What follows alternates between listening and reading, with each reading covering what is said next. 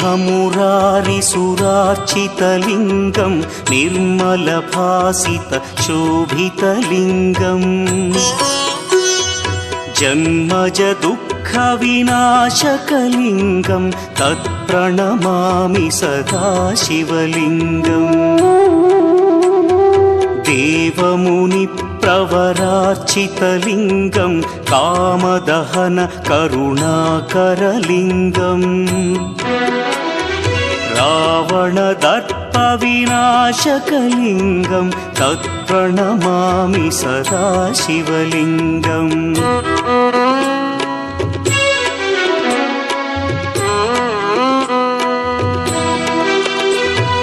सर्वसुगन्धसुलेपितलिङ्गं बुद्धिविवर्धनकारणलिङ्गं सिद्धसुरासुरवन्द्यलिङ्गम्